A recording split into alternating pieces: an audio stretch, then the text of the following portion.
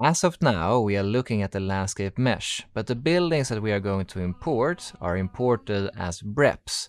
And since mesh objects cannot be used for splitting brep objects, we are going to make sure that we are using the brep heightfield landscape here instead.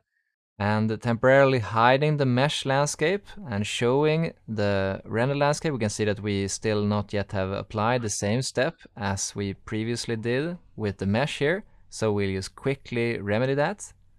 So having the brep height field visible and selecting it, we can explode this, explode. We hold Control and click to deselect the top surface, and we can group the other surfaces for ease of selection.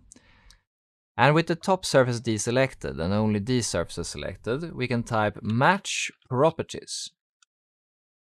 And then to select our source object, we make sure that we select the mesh here. So we select any mesh here, and we click. And then we make sure that only the material entry here is checked. That will make sure that the 5 surfaces that we had selected, they will get the material of the mesh that we selected now. Okay, and that is done. And with these 5 surfaces still selected, we can go to the texture mapping tab here and click the match mapping button here. And then we can click on a mesh here, but we cannot find a mesh there. So I click none again, and let's see if I go further to the corner here. No mesh there. There we have a mesh. And when you have made sure to have found a mesh, you simply click on it. And now the texture mapping of the mesh that we previously manipulated has been copied over to these 5 surfaces, these brep surfaces. We can deselect by clicking in the void, and we can hide the mesh landscape. And here we see that it looks like artifacts, but actually it is simply due to the preview meshing of these. If we do a render here, a quick render, you will see that it looks as the mesh previously did. It is only a matter of the previewing of it in the main viewport here. If this bothers you, then you of course can still visually work with the mesh, but then when you need to split the building breps, you simply make sure that you have your brep landscape active. As of now, we'll continue from this. The next step is actually the first step. It's to actually download the buildings from Stockholm Open Data. If you search for Stockholm Open Data, you see here the first entry here, the Dataportalen or the data portal. You click on this, and this URL will of course lead you here directly. And when you're here, you can press search here. And then you can see here that due to the alphabetic sorting of the list, we actually don't need to search for 3D buildings, because 3D byggnader is the first 2 entries here. And even though Stockholm municipality has mixed up the relationship between LOD 0 and other levels of details, where usually LOD 0 is the highest density object, or perhaps the source high poly objects, and then LOD 1 would be slightly less complex, and LOD 2 even less complex, and so on.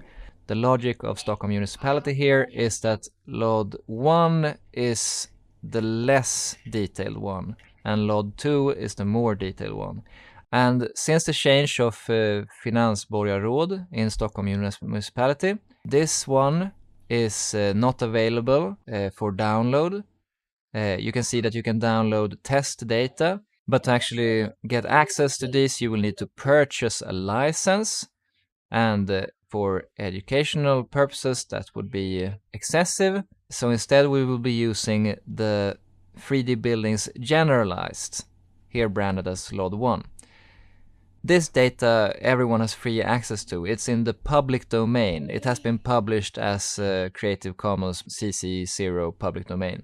To download this data, you can simply click one of these 3 buttons. It will download them in 3 different formats, namely in shape files, as a Autodesk DWG file, or as a SketchUp file. One has to be aware of that this data is in a SWIREF 991800 coordinate space, the one that is specific to Stockholm, to the vicinity of Stockholm. And in our tutorial template file, we use the national SWIREF 99TM coordinate system. So for our reasons, it's the most rational thing to do to download the shape files and then to in QGIS reproject these, simply resaving them in the correct, for our purposes, coordinate space. But if you would be already working in SWIREF 991800, the Stockholm coordinate space, then you of course can download the Autodesk drawing or the SketchUp immediately. But for our purposes, we will be downloading the shape dataset here.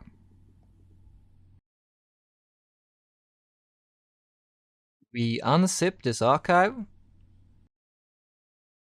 and here you see all the different parts of the city, and all the different parts of the city have their own subdirectory, and in the subdirectory there is a shapefile, as well as the associated files that will be referenced when importing this shapefile into QGIS. To import the shapefile, simply drag it into the layers pane here in QGIS. And we see here that we have our data imported. Alright, I'll zoom here into the area of interest. And here we have identified the area of our interest. If you would select this layer, go to layer and save as. If you would save this as an AutoCAD DXF file immediately, that would mean that these objects would be imported in Rhino as hatches. And hatches with one hatch representing the top surface and one hatch representing the bottom surface. And that is a subpar outset to easily make 3D blocks out of these. So I would suggest that you instead save this layer.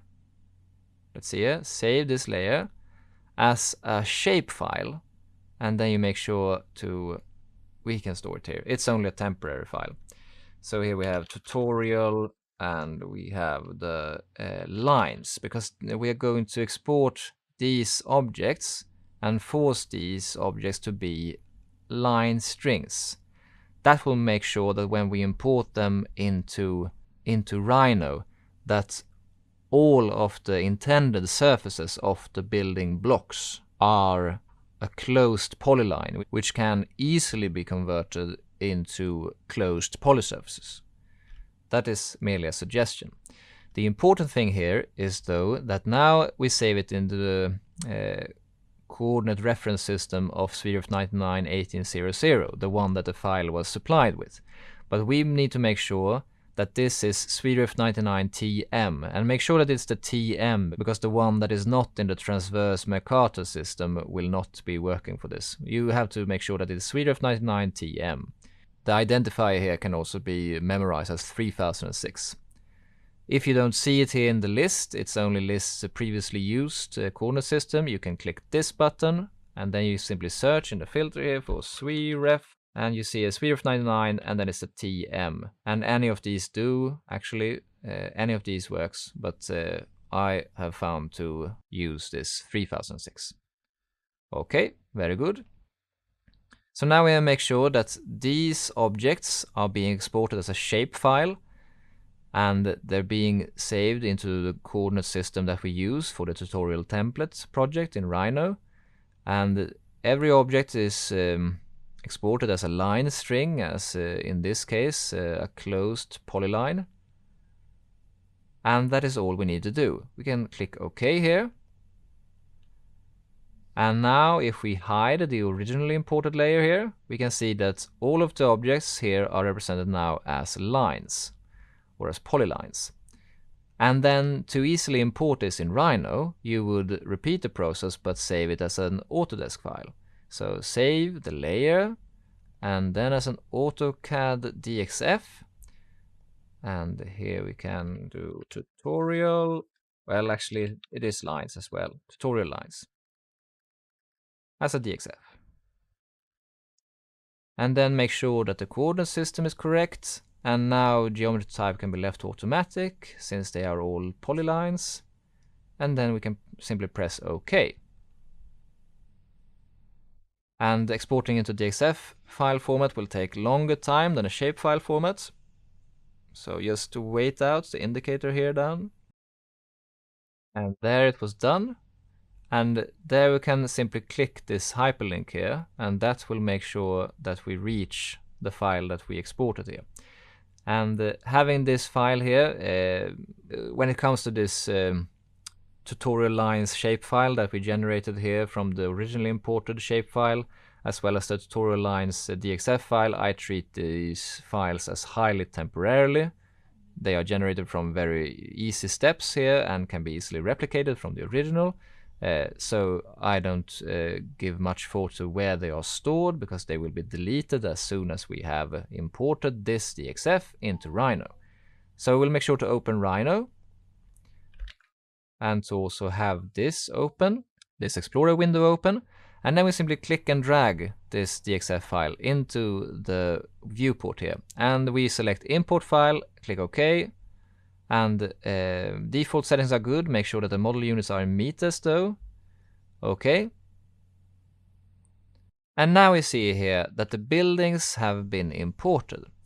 And as previously stated, and this is only in a sort of wireframe format, since everything is consisting only of closed polylines, it will be really easy to convert these into surfaces. But as of now, we can keep them in this wireframe formats. And as you see here, the geometry is really generalized.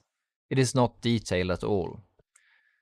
But for the public domain data, one has to accept this. With these curves still selected, it is advisable to make a new layer, perhaps call this Stockholm Open Data, and make a new sublayer called perhaps Curves, and then to assign all these objects to this layer, change objects layer. Very good. Now they are changed, and we can freely click Escape here to deselect them. And here we see all of the imported curves here. And now we can do like this. If we go into the top viewport here, and then make sure that the landscape layer is ineligible for selection. So we lock this landscape layer. That will make sure that this landscape is not selectable. And then we can select within our crop here, we can select with a little margin, of course.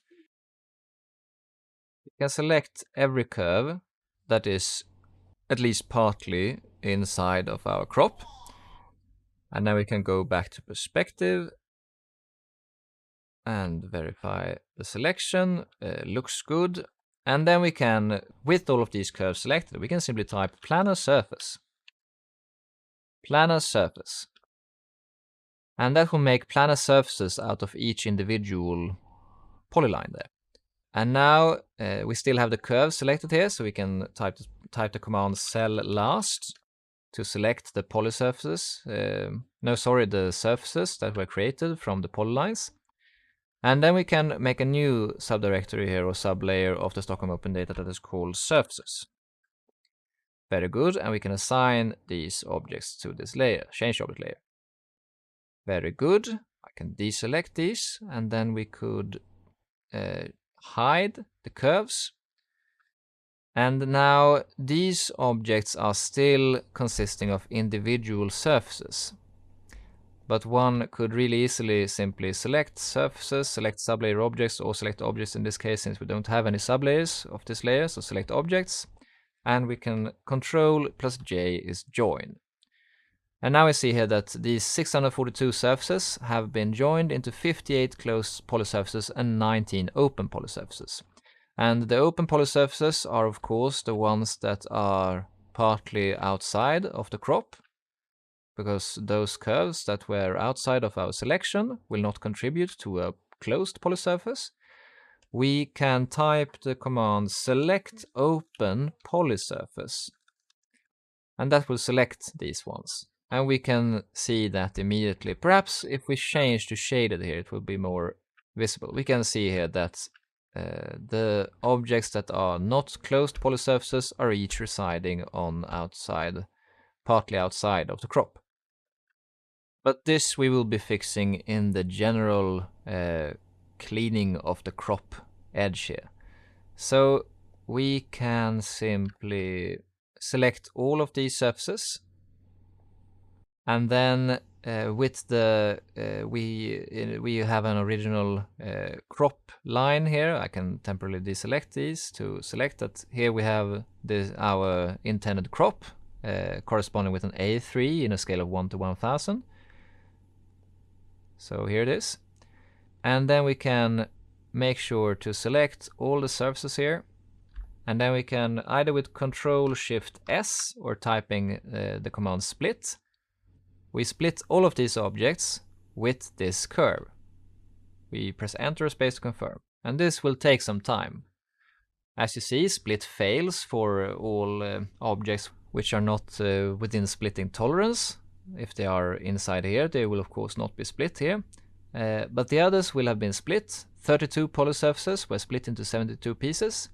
And now, with the selection still intact here, my suggestion is to go into top here, and then if you hold down the Alt key as well as the Control key, then you will make sure not to deselect your current selection, but everything that is the target of this new selection window will be deselected from your current selection. So holding Alt and Control and going from right to left here, from the lower right corner to the uppermost left corner, and making sure that you are inside of the crop. There. That makes sure that you deselect everything that was inside the crop, and it's only what is outside that is still selected. And visually verifying that the selection looks okay, we can simply hit the delete key to delete those. Very good. Go back into perspective viewport. Looks better, but now we can do the select open polysurface again. And we of course see that we still have lots of open polysurfaces here. But now, having split these at the crop border here, we can, with these selected, simply type the command cap, and that will close all objects that are easily capped by one single surface. But objects that are residing in the corner here, such as this would require two surfaces to be capped. And this is most easily fixed by manually closing them. Alright, so we can type again, select open polysurface, and we see that we now only have 3 polysurfaces, and it's 1, 2, 3 in each corner. Very good. So we can begin with this. I'll select this, ZS to zoom to selected objects. And then we can surface point and do like that. One and the other there. Very good. And with these still selected, we can hold shift and click these two and join, so as to make sure that this is one closed solid polysurface. Very good. And either type in the select open polysurface command again, or we simply know that it was in these two other corners. So I'll click this ZS, zoom select, to orbit around the selected object. And here we have clearly these two. So surface point, one surface there, and the other there, and hold shift and click those two and Control J to join. One closed polysurface. Very good. And the next one was here. Zoom to selected. SRF point, and this one. Very good, as well as this one. And shift, click, and join.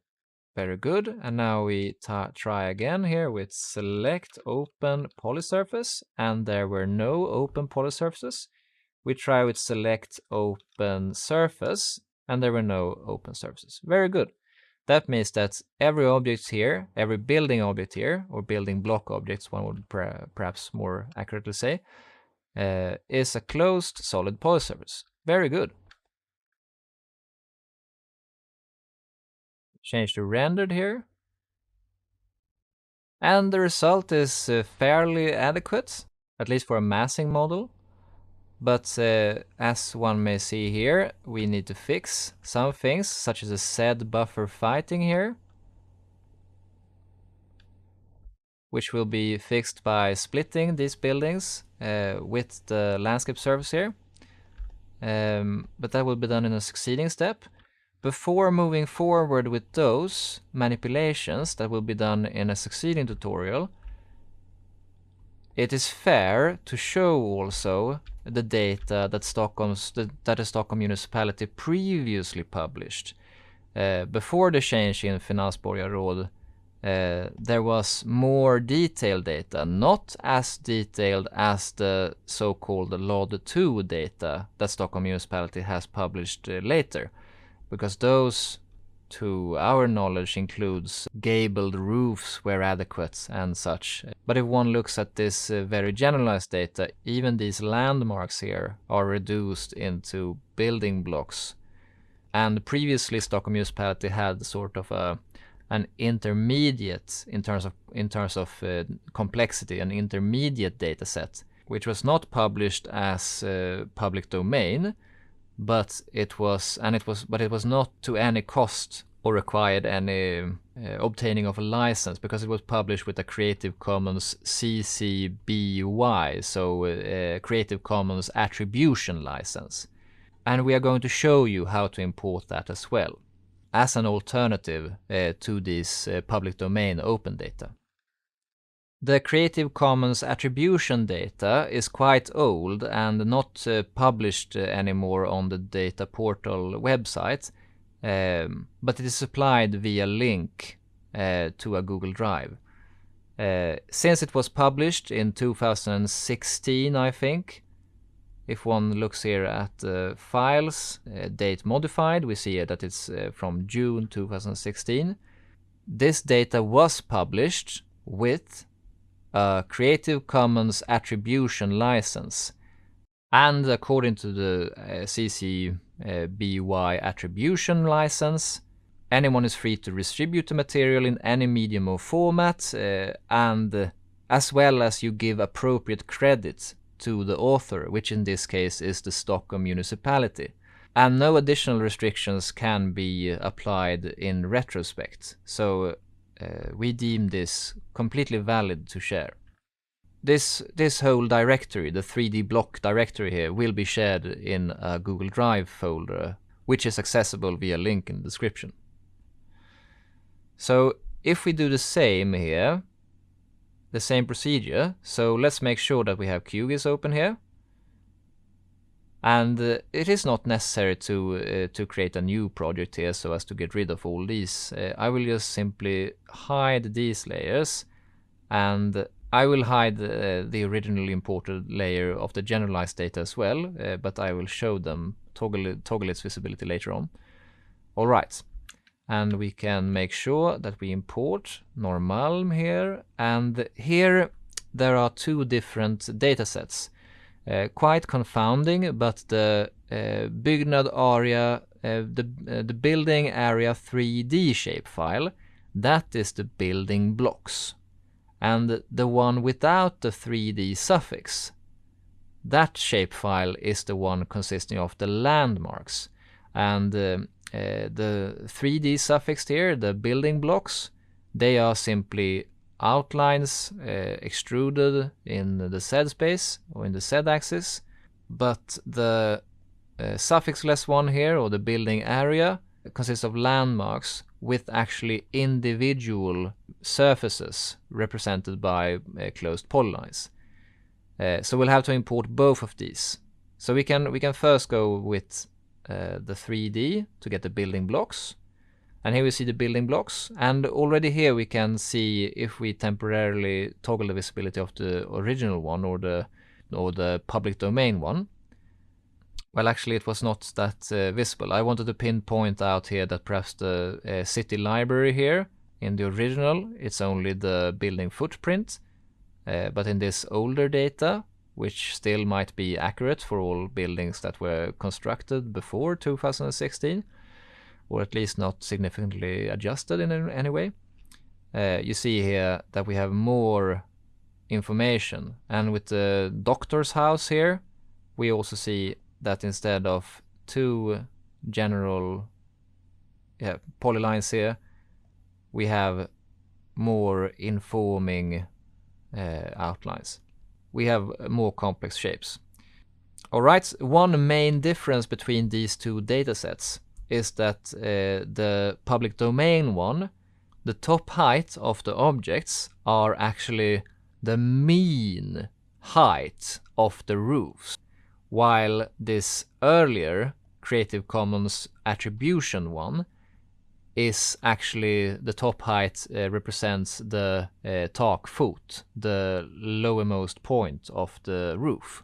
So that is something to take in mind. They have that sort of representative difference as well, not only in terms of complexity, but also in terms of what the building block actually represents.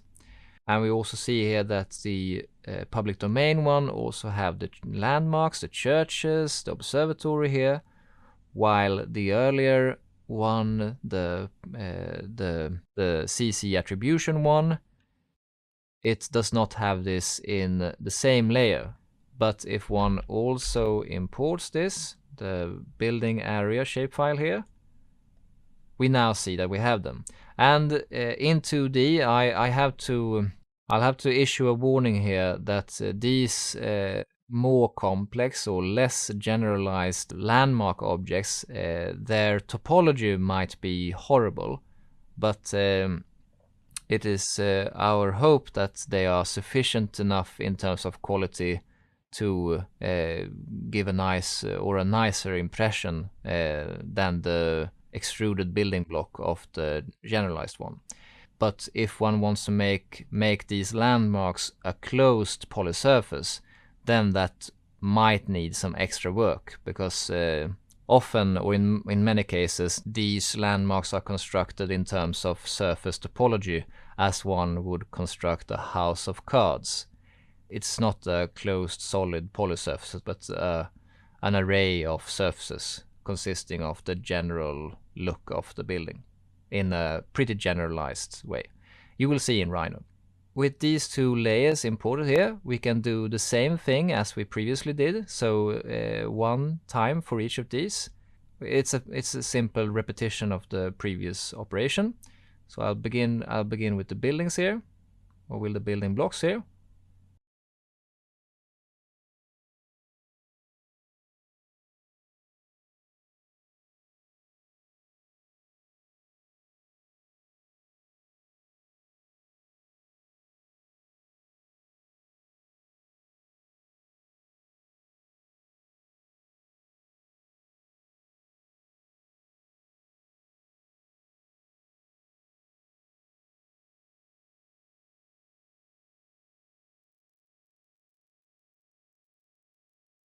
Alright, having saved both the building blocks as well as the landmarks, both in the attribution dataset here, we can open the file directory and we can begin here with the building blocks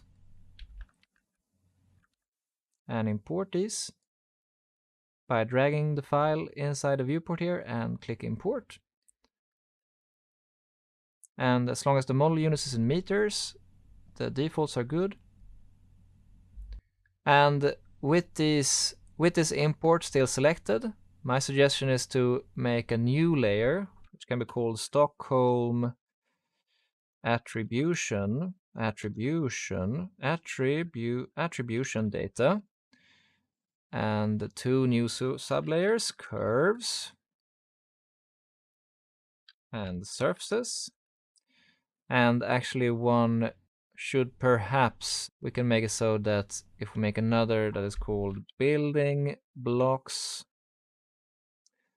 and a 4th one called landmarks, then we can put curves and building blocks there, as well as, and then it's easier to simply duplicate this layer as well as the sublayer, yes to all. And then we can just delete this layer and change the name to landmarks. Very good. All right, what we have here is that we have the building blocks curves, so we'll change the object layer to that. Very good. And now we can actually, to make it easier to see here, we can actually hide the public domain data here.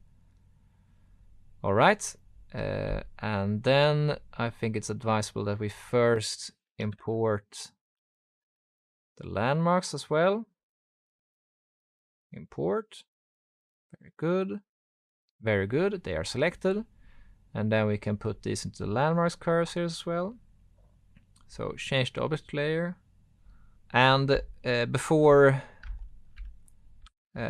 we intend to crop out so that we only make surfaces of the curves that are inside of our crop here, but we can take the time to just look at some landmarks here, and let's see if this is Klara Kyrka.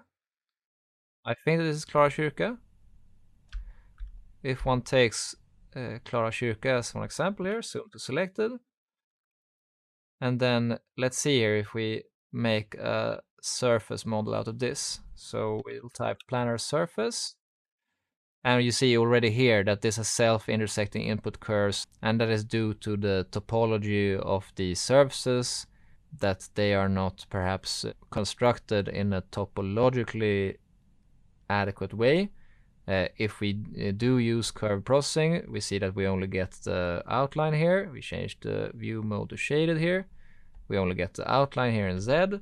So as you see, it is not always intuitive to use this, but then you can perhaps try it first with these planar surface. Very good. And with those already done, we can hide those. And then we can try here perhaps with those, and to make sure that you don't select already made surfaces here, we can deselect the surface in surface selection there. So we can try with these planar surface, and here we have some self-intersecting, so that we don't do. Let's see if we make it only there. Yes, very good. Let's hide those curves. And whoops, we hid those instead. I meant to planar surface. And here perhaps we have the culprits. It looks as this one might be a culprit. I will actually hide this one. Hide. And then we'll try with the rest. Planar surface. No, there were some as well. All right. But then let's try to go on here, but do not do those, and oops, and not those. Let's see here. I guess that it's because of these pillars here, or these vertical elements here as well as the vertical elements there. That makes the self-intersecting curve there, perhaps. Planar surface. Let's see here. Planar surface. No, it was already there as well. Well, as you see, things might not be as straightforward as one could have hoped, but one also has to remember that this is supplied with an attribution license, and the efforts of Stockholm municipality and generosity of sharing this for free, at least in 2016, under the Creative Commons attribution license, is very generous. So if you want to make it adequate for your endeavors, then perhaps you'll have to put some effort into it. I'll actually abandon this demonstration here, since Klara Kyrka was obviously not of the best topology for use here. I'll hold Control and Alt and H to unhide. Now we show one and two objects here. I'll make sure to only select surfaces by right-clicking here. And then I only select the surfaces here, and then I'll delete this, effectively abandoning that endeavor there. All right, because that is not part of our crop here, but that was a very good example here of not treating this data as perfect data, but in many cases it can be better than the public domain data. So now we can simply do the same thing as we did previously. So I'll just repeat the process here for you to follow along.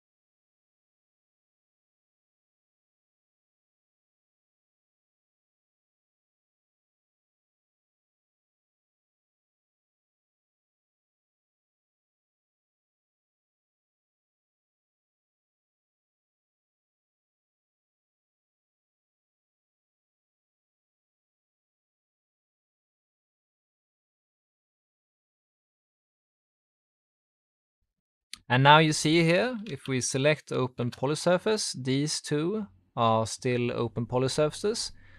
And that is because they are non-manifold. They have an opening in the bottom extending up to a solid in the top. So it is not a developable surface. It is not watertight. And one could fix this in several different ways.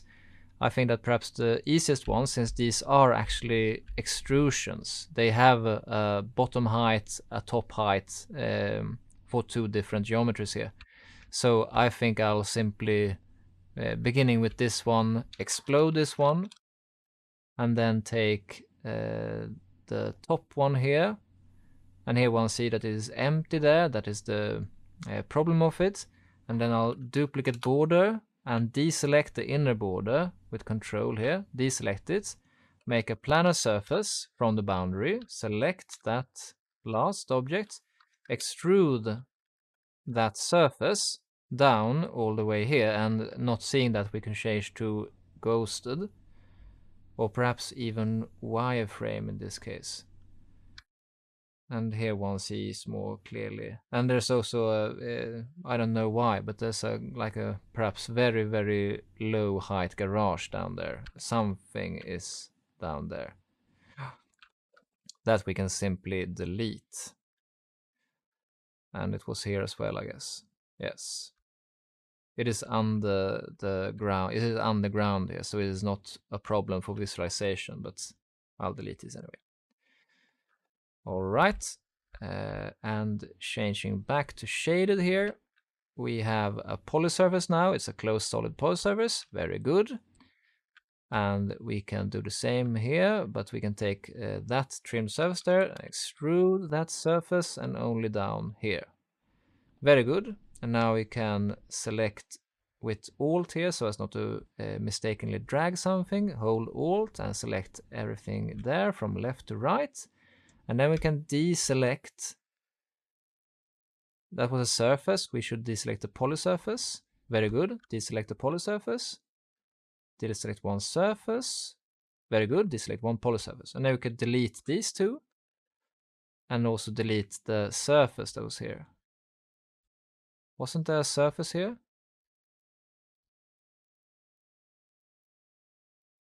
Here it's a surface. Very good. Delete that surface. So was it this surface? Yes. Very good. And now selecting this again, we can check if it's two closed solid polysurface. Very good. We'll repeat for this one here, this open polysurface. We can explode this. We can actually make it a little easier by simply, we'll deselect the toppermost here. And I was going to deselect the toppermost, but it became another one. So this one, the topmost there, as well as this one, and that was another as well, but this one, and then the bottom. Yeah, and it was multiple faulty selections there, or deselections, but I'll delete the remaining selection here, and delete this one as well, and this one as well, and this one as well. Those were the three erroneous selections. Very good. Change to wireframe mode.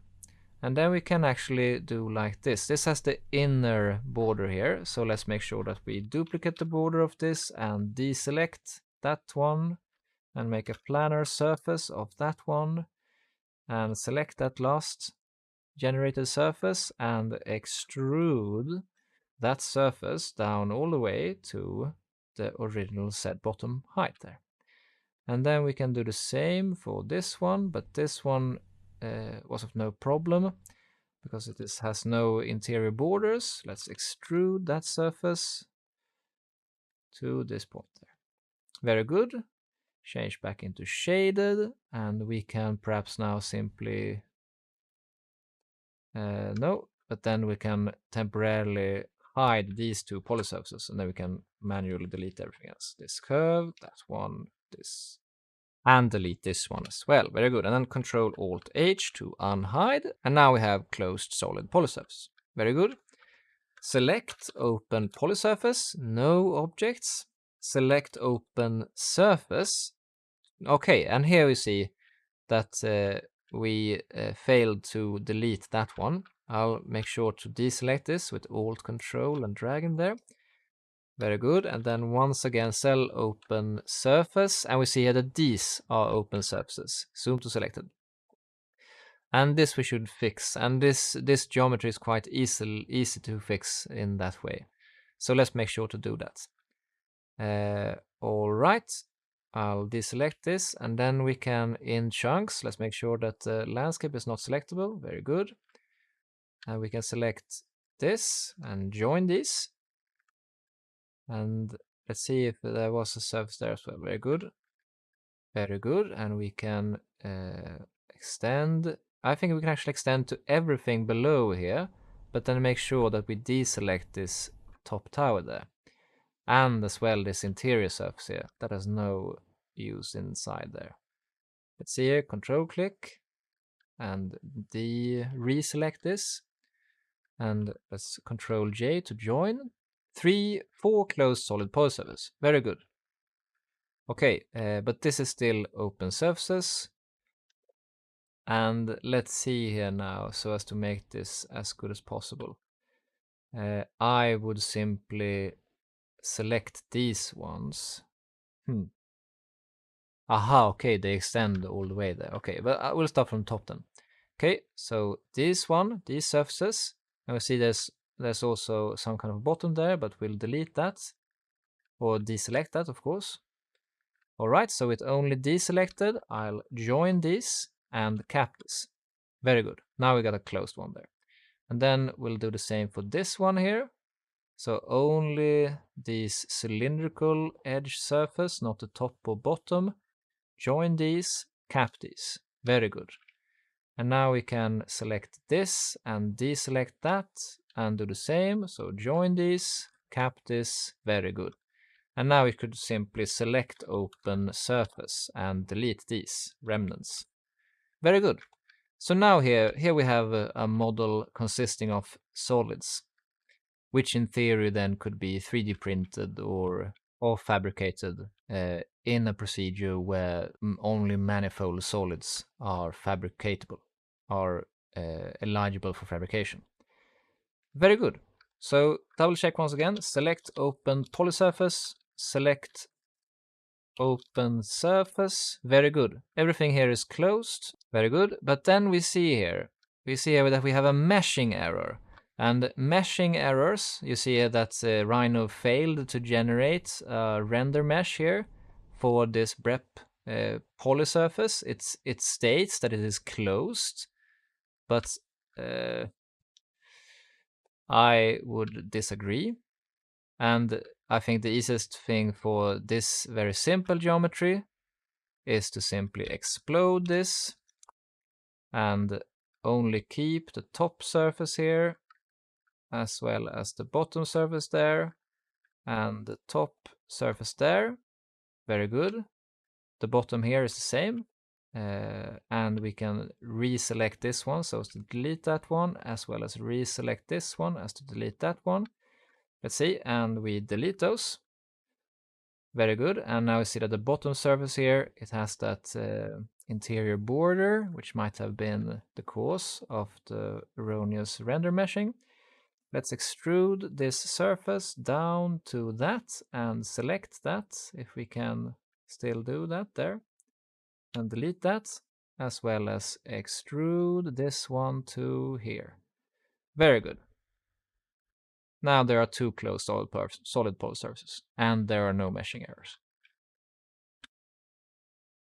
Very, very good. All right, so let's go back to rendered here. And let's compare these 2 datasets. So here we got the attribution dataset. Make sure to attribute Stockholm municipality as the author of these building blocks, as well as these landmarks. And for the and I see here that some of this were not properly assigned to layers due to our creation of new objects so as to replace deleted objects. So I'll just make sure that these are in the correct here. Surfaces, building blocks. Very good. All right, and with the open data here, we see that for most of the buildings, the results are adequate, but for some buildings, especially the landmarks, they are, well, let's not make it judgmental, or let's not make too much of a verdict here, but up for discussion whether it is adequate in terms of silhouette or not. And we also found here that the open data or the public domain data also have some serious errors, at least in or errors in terms of said height. If one look at this Läkarhuset, doctor's building, we can see here that the attribution data has a more correct height, more resembling the actual building's height. And even though this public domain data is stated to be generalized, one has to question why it's generalized to be like 2/3 of its actual height. But then in other areas, the public domain data is superior to the attribution data. Like in this case, if I'll hide the public domain data and show the attribution data, here we have, I think, having walked past here, I think it's a kiosk of some kind. I think so. Or a toilet, perhaps? No, I think it's a kiosk. But it is of surprising height. And double checking here or verifying with the open data, we can see that this height is more indicative of a kiosk. So I would simply, in this case, if we show both of these at the same time, select this, scale 1D, and then I would scale down this to that, or to the height of the public domain data. All right, like that. So perhaps it's good to check, or at least to trust your own judgment when it comes to like very tiny building footprints having a very high height extension.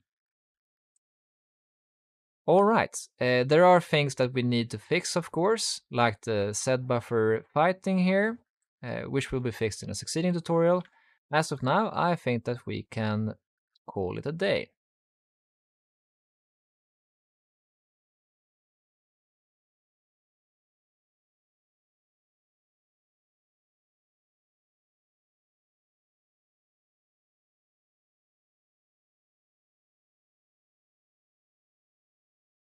All right, so in the next tutorial, we'll fix the Z buffer fighting there, as well as differentiating between the roof color and the facade color, both with Grasshopper.